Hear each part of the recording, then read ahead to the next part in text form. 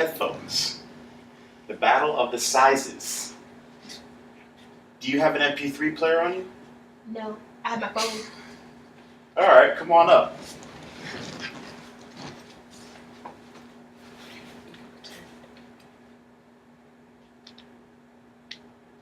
Play something worth hearing. All right.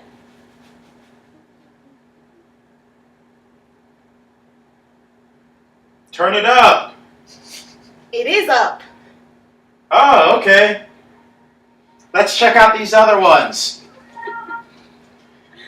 These earplugs.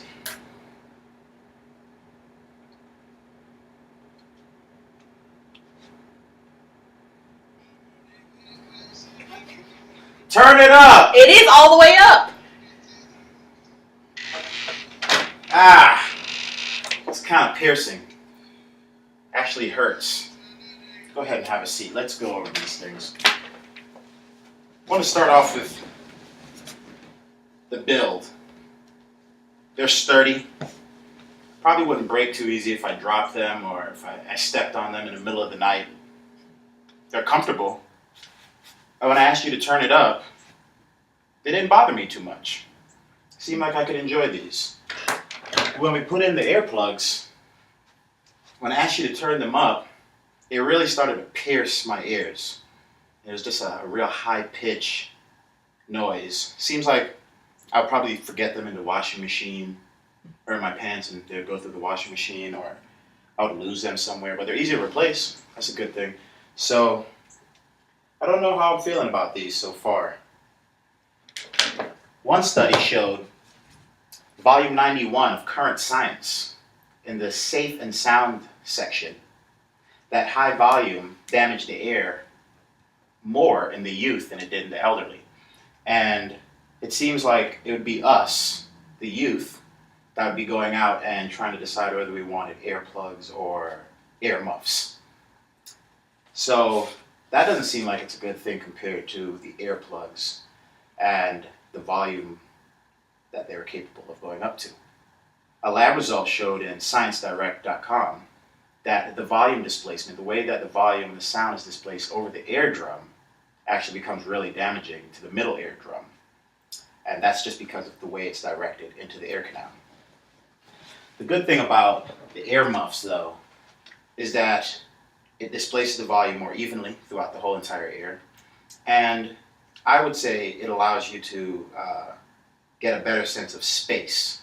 So when a producer or any musician is in the studio and they make a CD, and say it's a orchestra-related CD, and you have your strings here, your violins here, and you have your bass over here, and your cellos here, all these things are really separated. And when you have earmuffs, you get a good sense of left to right, front to back, and just the room that they're in. With the earplugs, though, you don't really get a front to back or a left to right, or you get just a left to right. You don't really get a front to back or that kind of reverb that's allowed in the studio at the time.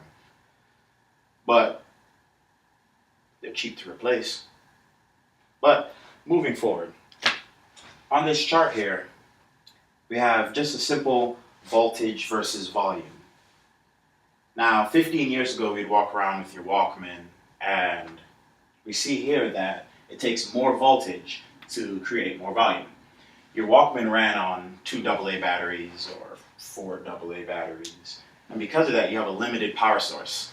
And when that happens is you can't really have a lot of voltage. So your volume wasn't too high, so it didn't bother you too much as far as volume levels and how it's going to affect or damage your ears.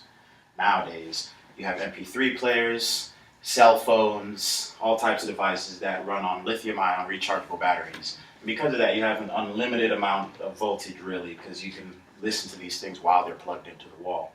Because of that, these headphones here with this bigger gauge of wire and your connecting port, a balanced XLR jack, it can accept more voltage, so they can go louder. But when they go louder, you have a better displacement of sound over your ears, so it's not going to be as damaging as these plugged into the same exact device with the same amount of voltage, but the louder you get, the more damage you're doing. So though they may be convenient, they are quite damaging. Right here I have highlighted where your average headphone earplugs would land at about 15 decibels, or negative 15, and the voltage that would be required. The voltage that would be required could be doubled or even tripled with a bigger gauge wire, but you'd get more volume. So I think it's a pretty clear decision on what would be the best choice.